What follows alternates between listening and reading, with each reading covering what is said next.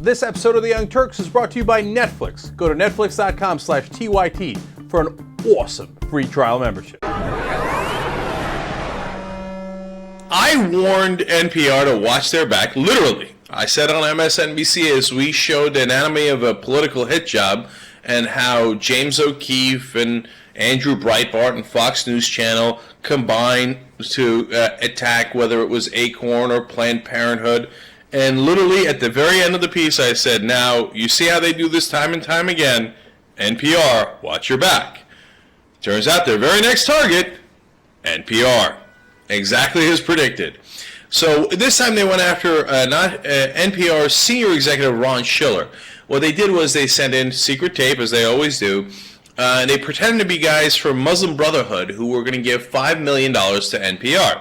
Now, NPR takes funding like that, so they have to some degree, please their donors, et cetera, et cetera. So they send in this guy to be like, okay, how can, we find a way to take your money, right?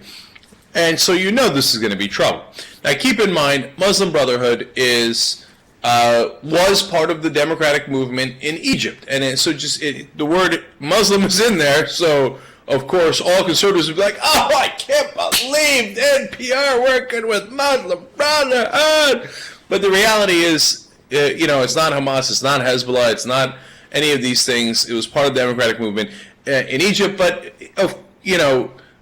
should they take their money? Well, look, I wanted to say this for the end, but let me just tell you now so you know the proper context. In the end, NPR said, no thank you.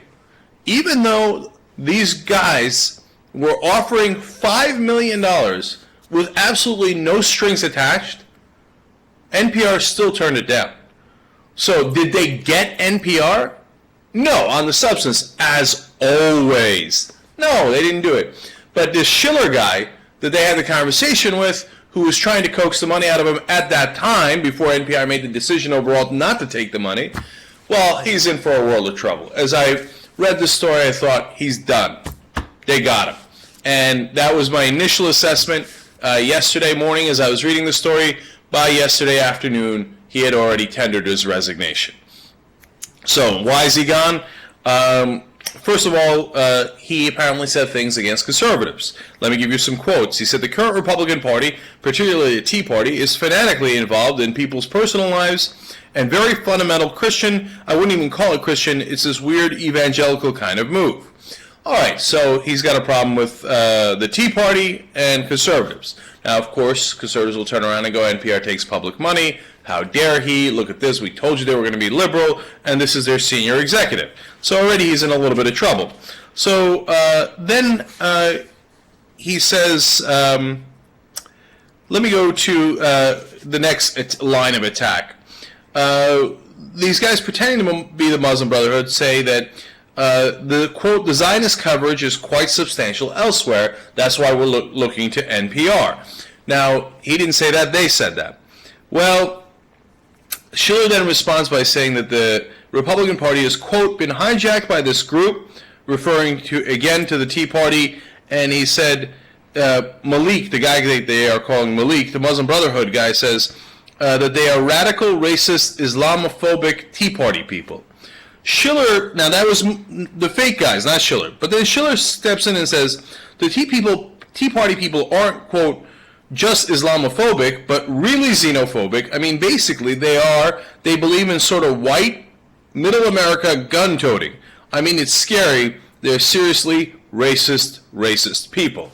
Okay, he's close to done. Okay, because you think Democratic politicians or anybody else in the government is going to stick up for a guy who just said some people in the Tea Party are seriously racist? Now, that might be true.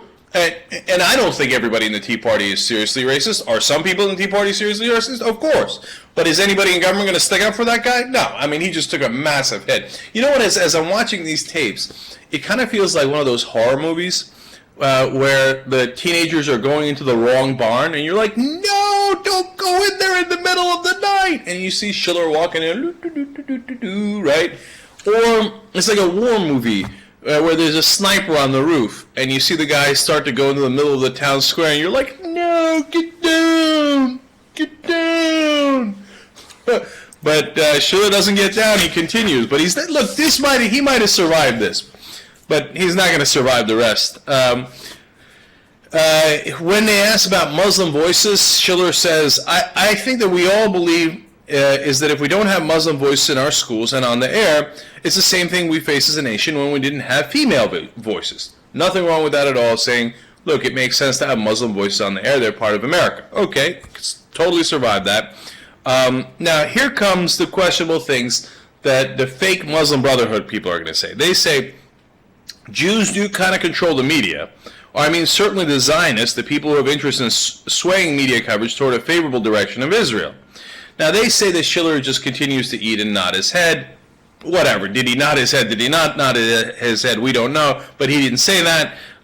The Muslim Brotherhood people say that they think NPR is national Palestinian radio, and that they are glad that it covers a Palestinian perspective. And here comes the kill shot. Schiller says that they are not too upset about maybe a little bit less. The Islamists continue to say they're not. They declared they're not too upset about maybe a little bit less Jew influence of money into NPR. Okay. Again, this is all of them. It's not Schiller yet. Okay. But here comes Schiller's problem.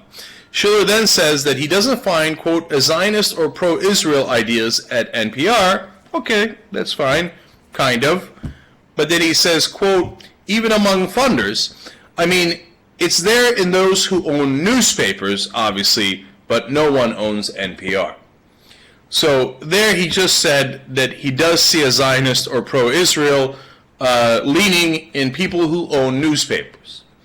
Now, some of you might think, no big deal. Some of you might think that's terrible. I don't know where you come out on that. To me, I don't think it's true. I don't think it's right.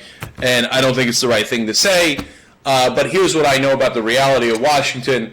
I read that and I thought, gone. Gonzo. Passing out. You're done. Okay? So people read that and they're going to be like, oh, the guy said there was a Zionist influence in paid guys who own newspapers in America? No way he survives. I read that line and I was like, well, I hate to tell you this, but Mr. Ron Schiller, your work is done here. And apparently he had actually decided that he was going to move on well before any of these tapes came out or they knew anything about it. He had already gotten another job, but had resigned, having nothing to do with this. But as soon as this came out, he made his resignation effective immediately, as opposed to May 6th when he was going to step down. NPR came out saying his statements were unacceptable, etc., etc. Now, look, to give credit to the O'Keefe guys, the conservative guys here, this is a much cleaner hit job than their other work, okay? Because what they did in the other stuff was they would go find a random Acorn employee sitting at a desk, you know, as a secretary or an assistant or something at an office in Maryland, or they'd go find a Planned Parenthood thing and they'd go to like 12 different Planned Parenthoods and they'd finally find one guy, the other 11 turned him into the FBI. I mean, it was ridiculous. In this case, it is a senior executive at NPR, and they do have him on tape saying that he is clearly, you know, believes in liberals and is worried about the Tea Party and conservatives.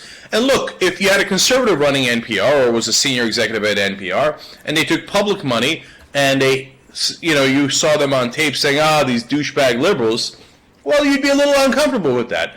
So this is a much, you know, more direct, attack on this Schiller guy. And I think that they got him, and there's no way that he's going to survive this in Washington, and didn't. Now, did they get NPR? Well, that's the open question, because NPR says, look, we didn't take the money, so it's ridiculous to hold us responsible for this, and Schiller is already under the bus where we threw him the minute we saw the story, right? So Schiller's gone. Now, that's true. Would I take the money away from NPR? Of course I wouldn't. That's ridiculous. This doesn't indict all of NPR. No way. Especially because they didn't take the money. Will that work in Washington? Well, that's where we're at now. That's the great open question. Get a load of Netflix. They deliver the movie to your house, no late charges, free shipping. You can watch thousands of movies or TV shows straight on your PC or on your television through a gaming console. Netflix.com/TYT. Free trial membership. You get Netflix all over you.